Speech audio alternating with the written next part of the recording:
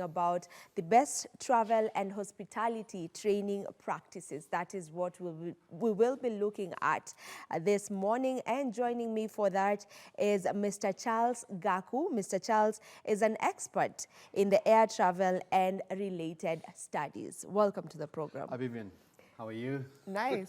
Very well. Nice to see you again. Good to see you Yeah, too. It's been quite a long time. It's a pleasure to have you back on the show. We were here, I think, early last year, so it's been more than a year since you were last year.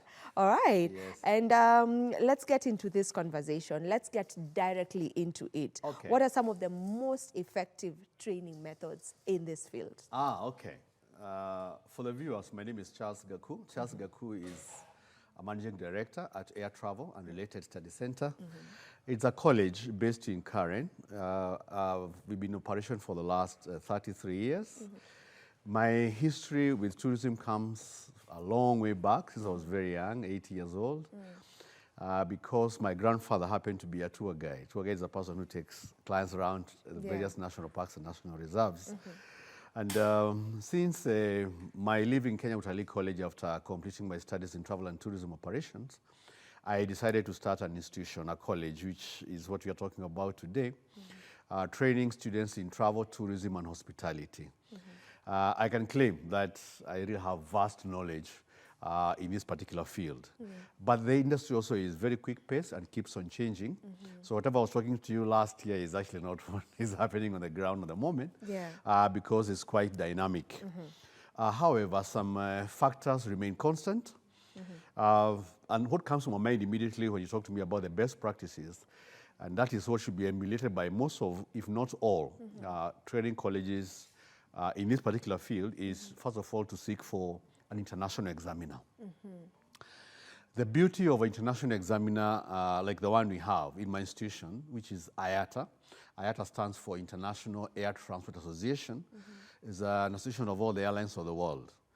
Call it Kenya Airways, KLM, Emirates, all the airlines that you know are members of IATA.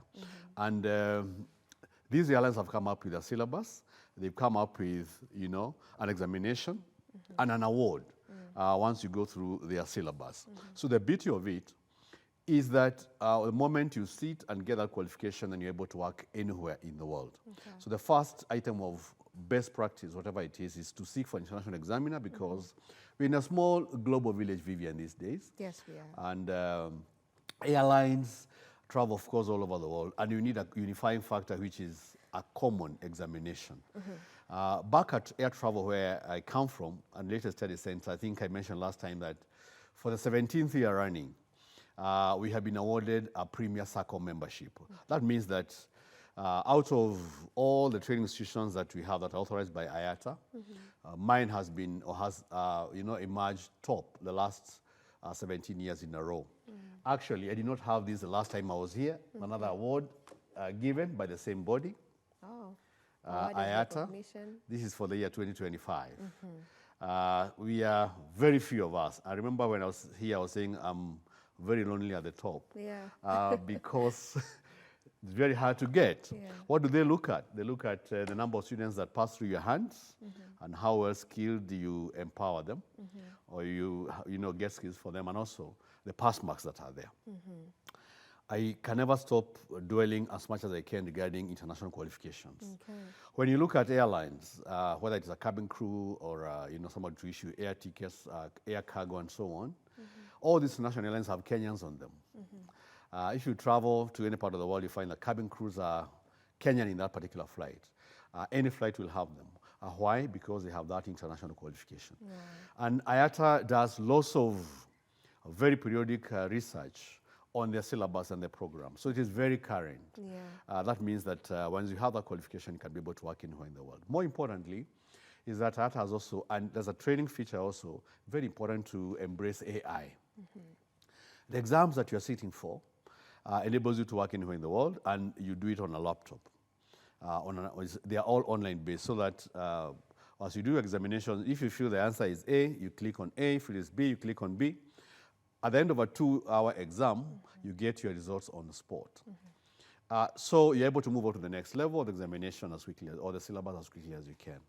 So that is one of the best practices that comes to my mind immediately when I talk about international qualifications. All right. And, as you've mentioned, we live in a world that things keep changing, Yes, You've that's talked right. about AI, which is definitely something that is here and something that should be embraced in every particular sector. That's right. Maybe what other changes can you talk about in the industry that is travel and hospitality that have changed over the years? Okay. For us, we believe in a warm handshake.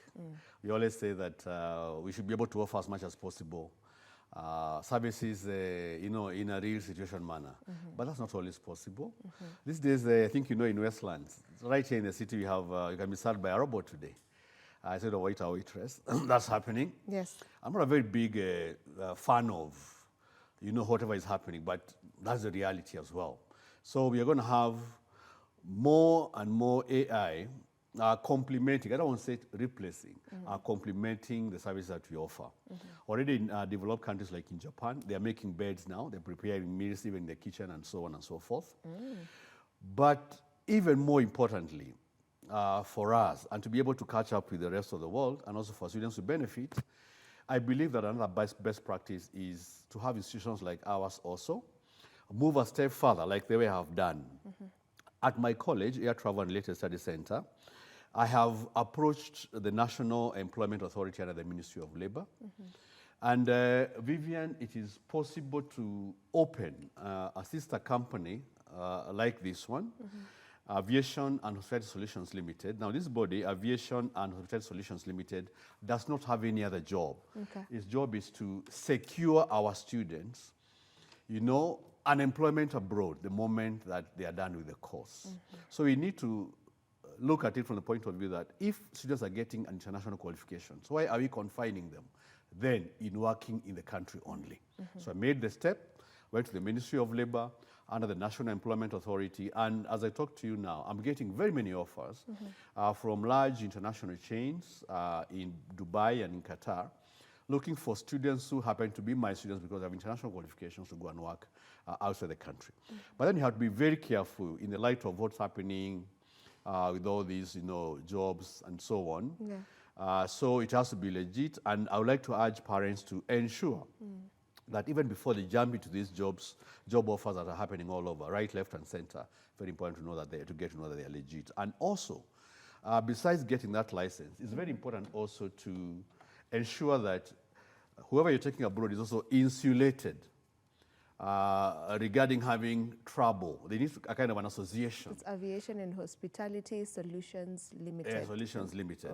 They need a kind of an association of immigrant or migrant workers who are skilled, who are working abroad. So that this is a body that can be able to take care of them. So we need to think out of the box. As much as our industry is vibrant at the moment as I talk to you, we also need to think of how can we be able to have our students actually work outside the country. These remittances are badly needed in our country. I was watching last night, and I realized that we're almost now getting $1 trillion back into a country in form of remittances. We need more as much as we can. And the beauty of our students working abroad is that they get the international exposure and can be able to use that when they get back and settle back at home. That means that our standards will always be improving whatever it is that we are. Good example is that of Philippines. They started very low, and today they're supplying a lot of labor abroad. And that is bringing up the country itself. So good practice. For us as institutions, to think about your students even after they have graduated and enable them to be able to leave the country legally and be able to showcase their skill, which is international, at an international arena. Okay. Yes. So if you were to talk about the current state of travel and hospitality in the country, from what you've mentioned, would you? It feels like we are at a good place. I was talking to my managers, I mean my colleagues that you are at Kenya Valley College a long time ago, who actually supply me with students or with spaces for industrial attachment. By the way, before I get to that, another very good thing that we need to embrace is, as trainers, we must be able to forge agreements with hotels, airlines, tour companies, and travel agents so that our students get almost a guaranteed industrial attachment. Back at Air Travel and Related Study Center, I guarantee all my students industrial attachment. The programs are 2 years, 1.5 years is in class, and 6 months is industry attachment. This attachment is the closest that you can ever bring your students towards employment. Getting back to your question, we are at a good place. The managers I was talking to in hotels and airlines are predicting a very good June, high season, a very good July, and a very good August. And let's not forget that we also have a very vibrant, mid-level in our country. And this has really sustained us. During the COVID era, they really sustained us when our industry was not doing very well. So if you could nurture and ensure that as much education gets into people regarding the value of tourism. Actually, what disappoints me most of the time is that tourism is a very little chapter in a subject in a curricula called geography. And this subject is not even compulsory. So how do we get to know? For a second foreign exchange earner like tourism, how do we get our youngsters to know that this is a very premium, it's a very premium and a serious consideration that we should take up careers into. So things are okay in the month of June, the month of July, month of August, and most of the hotels, lodges are full. Airlines are predicting very good whatever. And I also noticed, I was reading some 2 weeks ago, and I was seeing that the year 2025 going to 2026, we have about 24 international hotel chains setting up in Kenya. So things are looking good. Yeah. If only we can sustain. I'll never, never hesitate to add. Only can sustain the peace, the tranquility, if only we can get trained graduates who have international qualifications, who have gone through proper industrial attachments with the various providers, airlines, hotels, and so that whatever it is that we give. For information, when you have an Italiano coming into a country and they want to have a pizza, they want to have a macaroni, they want to have it exactly the way they have it in Milano, the way they have it in Rome, the way they have it in Venice. So you can never say our standards are lower because of ABCD. Standards have gone international, and we should be internationally minded. So let's provide and give it our all. If this could be this is the second highest foreign exchange earner for our country, I think there's still room for improvement. I'm also very happy that 2 hotels, namely the Hilton and the Intercontinental, are being revamped now. I think they have different suites and they're coming back on the limelight. Those are iconic hotels. The Hilton and the Intercontinental, and many more. And we hope to see many more setting up so that we produce as Australians, not just to take outside. It should be so enough that, first of all, you cater for the country before you can be able to export that skill labor outside the country. All right, and even in the very same breath, how can training be tailored to reflect the local culture, language, and also the guest expectations? Just as you had mentioned earlier, if an Italiano comes in and they want pizza, we need to meet the expectations of the pizza that they expect to have here. So how can the training be tailored to reflect all of that? It's only part of it. We have cultural tourism that we sell, which I believe we are not selling quite enough. Remember that Kenya is actually more known for wildlife, as I talk to you now, than anything else. And of course, it's beaches and so on. But the issue of the culture of the people, we only highlight a few of the communities that we have. I feel like that's really forgotten. It is really forgotten. I know that Maasai, the Maasai, Samburu, and so on, that's culture that is really highlighted. But I don't see the vibrancy that was there during my time, my young days at the Bomas of Kenya, for example, at the moment. It's something that we really need to, need to bring back and have it on a very, very serious level. Some countries are making hay out of culture alone. Countries will even pick one item as an attraction. Look at the gorillas in Rwanda. You are paying $1,500 to see them for only 6 hours. We are here talking about getting to a national park at $100 for 24 hours. So there is much more that you can do. Who's taking trekking safaris seriously? Who is doing mountain climbing seriously? Mount Kenya is the second highest mountain that we have in Africa, but you do not take it quite seriously. So there is a lot. I don't want to say that our product that we call wildlife is tired, but I'm saying that it needs to be complemented so that you can also open up those off the beaten track areas that have lots of culture. Look at Western Kenya, the bullfighting. We have not explored that enough. Who goes Kericho? Who does the soapstones of Tabaka in Kisii in a big scale? We don't.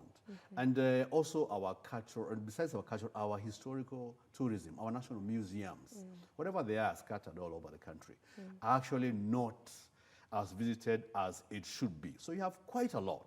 For me, in tourism, you're just scratching the surface, and you should be able to expand, the product offering so that you can be able to have more. And this 5 million tourists that you talk about is realizable. It is possible.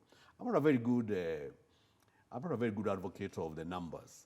I'm more interested in how much they can leave behind. It is possible to have 5 million tourists coming into a country, the way they did in Spain in the 90s, 70 million of them, and they collapsed the tourism in that country because they would come, spend very little, they come with all that they need, cheap tourism. What you need is quality that can leave proper foreign exchange.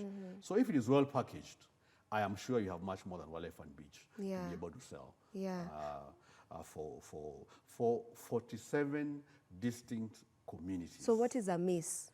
What is amiss in us getting to that point where we are able to sell our country as a tourism destination fully, and not just the beaches, as you've said, and the wildlife, but also incorporating our cultures and all of that? We have a very vibrant body that is charged with the mandate is to sell and market the product, Kenya's tourism. I must, they are doing a very good job. Maybe plans are underway, I'm not very sure, to diversify that even more. But I think with more funding, with more empowerment, with much more research, we should be able to diversify our product offering, because I don't think that is quite a consideration at the moment. And it's not a big deal at the moment. And most also importantly is to understand that most of the operators that you see in tourism actually are doing it privately. The marketing, the sales, and all that is more or less like a private affair. We have statistics to show us that for every $1 that is put into tourism, it brings back $21. So you can imagine if you are to keep on plowing back these millions of dollars that we're getting out of tourism, 5 million is very easy to realize. South Africa has realized 10, 11. While you're still grappling with our 1 million, 1.5, and 2 million, it is possible to get that. But you have to diversify the culture. And sporadic, review of park fees is also another little issue that we must deal with. I saw last week, information that Amboseli this time got more clients than the Masai Mara, because Mara, we doubled actually our park entrance fee from $100 to $200, and not for 24 hours but for 12 hours. The effect of that is that our numbers will reduce, and of course numbers will go to other countries. These are clients who have taken leave, they know their leave days, and if Kenya becomes expensive, we have our neighbors that go there. You have Tanzania, you have Zambia, Zimbabwe, Malawi, Botswana, South Africa. I feel like Zanzibar is doing really well. Zanzibar is doing well. There are concerns that it is a major contributor to killing tourism at the coast, especially in Malindi and Watamu.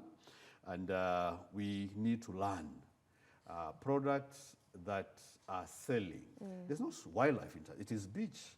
I believe we also have very good beaches along our coast, which is even longer than you can think about. But the numbers, we are getting overtaken as we see it. And something must be done. Something must be done. And training is part of it. Let us train our students. All of us are training colleges, whether it's private or it is public. TVETs. Let us train our students to international levels. And even speaking of training, maybe what role does soft skills have to play in all of this? Because you can be really well trained, but you don't have good, your attitude is not good, just soft skills, you don't know how to keep time. What's the role of soft skills in all of this? You're right, Vivian. Let me tell you, I still go to class 33 years later, as much as I run the institution, Air Travel and Related Study Center. I go to class because I still believe that I have something over and above whatever the textbook is offering that I should be able to give to my students. And these are the soft skills that we are talking about. The first one is punctuality. We have heard people lose their jobs or even fail interviews because they did not keep time. Not for the interview, maybe they kept time for the purpose of the interview, but they got the job and then they don't keep time. You lose because Vivian, our clients pay a long way before they get to the country. 6 months in advance, a year in advance, they have paid for the safari. Only to get to the airport and find that the driver is not even available on arrival. Or to get to a hotel and find out lunch is not ready. Lunch that they paid for 1 year ago. So that is very important. Punctuality is very important. And grooming. Grooming is something that you cannot be able to compromise. Officials or staff of the tourism industry are actually the mirror of the country, and especially the tour guides. I'm a tour guide by profession. Guides are with clients 95% of the time. The grooming is key. Their sense of cooperation and teamwork, you know, their command of the English language, their being polite, outgoing, and helpful are things that you cannot be taught in a textbook. But when they are practiced over and over again, they become part and parcel. We have seen very good guides who fall short, and that means that they do not belong to the industry for a very long time. So soft skills are very important. Yeah. The little things that we talk about, the magic words, as we address guests, saying good morning, good afternoon, excuse me, sir, may I, please, they are the ones who drive the industry. And I'm very happy today to let you know, Vivian, that this is not, because they're providing a skill, this is not really a question of qualifications, that you got an A, you got a B, you got a C, you got a D, you got an E. Personally at school, I take any grade as long as you've done KCSE, because examiners say, please look for passion first. Is that person passionate about the program that they want to take? If they are, and they can be able to understand the subjects on the textbooks, please don't hesitate to be able to take them on board and train them. I'm happy that we have the old system being replaced now with the CBC. CBC simply means you do what it is that you like. So when you do what you like and you're passionate about what you like, then things flow very easily. We have a generation that we should not force, and this one parents need to know, let us not force our kids to do courses that they don't want, because I see them all the time in my office coming from different directions. That this mom, this was your course, now pay for me the course that I want to do.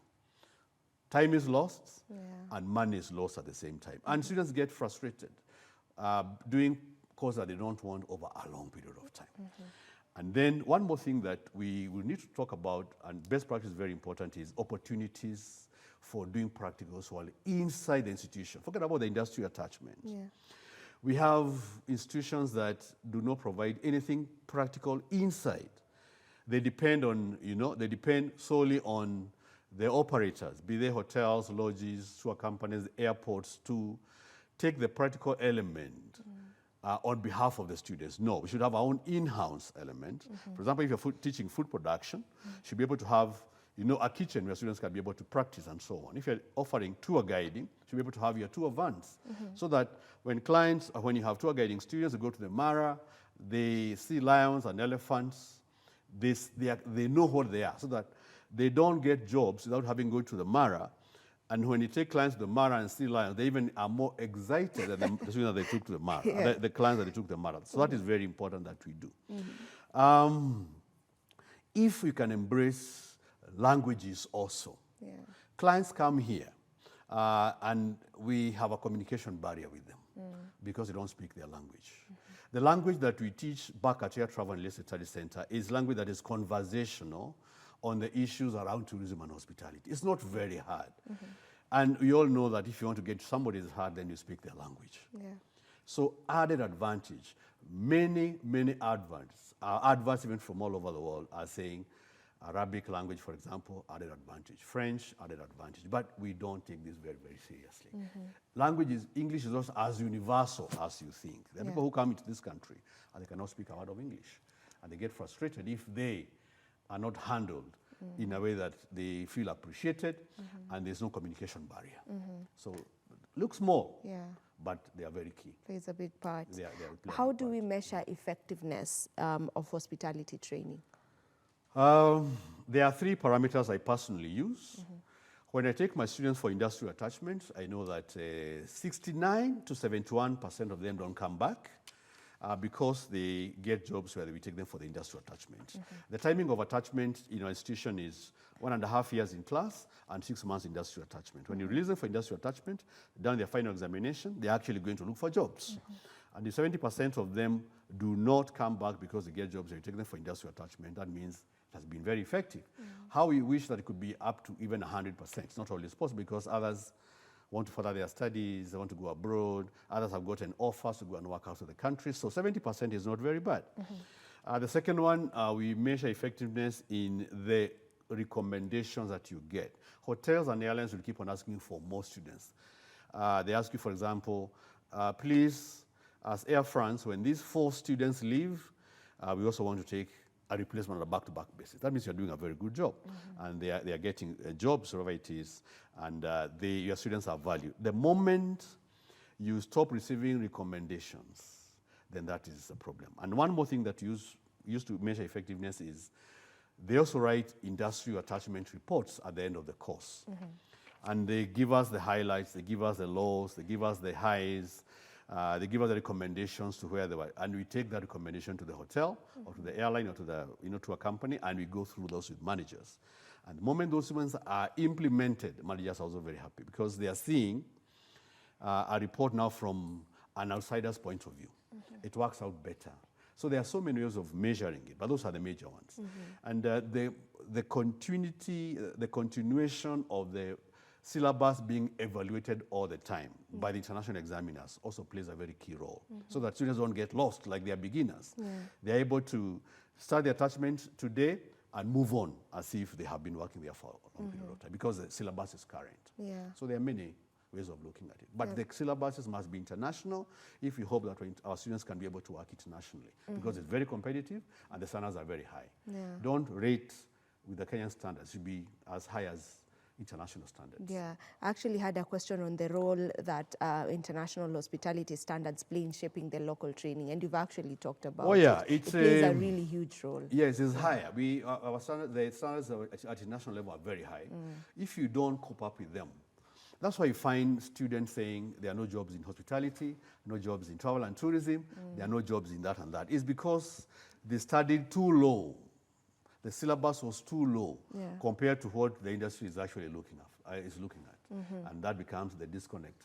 I want to train you, I want to get you a job, yes, but the standards are low. You have the qualifications, no doubt, but it's not international enough or advanced enough to be able to meet my standards as an employer. All right. So for someone who may be watching and would love to get into this particular industry, you know, the travel and hospitality industry, maybe you can just touch a bit on some of the courses that are available. What opportunities are there in this industry? Because even the next conversation I'll be having is on bridging the gap between untapped talent and opportunities. So what opportunities are available in this space that is the travel and hospitality? Our industry remains a bit misunderstood. Maybe because it is felt that we don't have enough employment opportunities in the country, in the industry, but because of what I said, we are training very low. But the standards are actually international. The major programs, hotel management, for example, these are managers of hotels. People who make sure that all the departments of hotels are actually running well. We don't have enough hotel managers. As I talked to you, I think 5 stars have lots of expatriates, and there's nothing wrong with them because it's exchange of knowledge.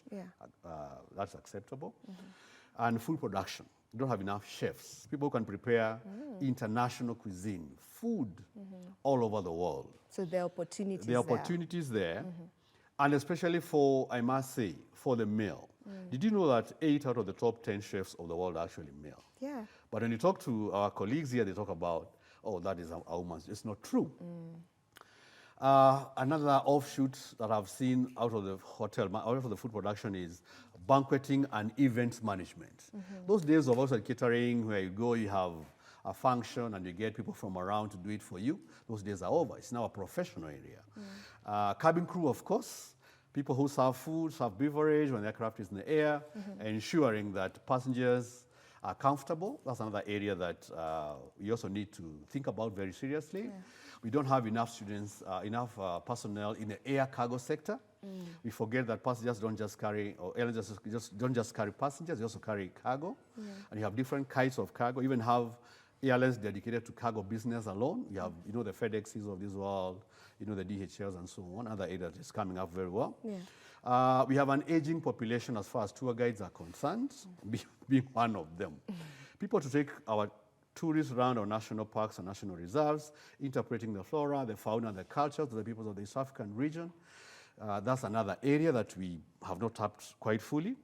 And we also forget that before clients come here, this safari has been organized many months in advance by those who have done a course in international travel and tourism.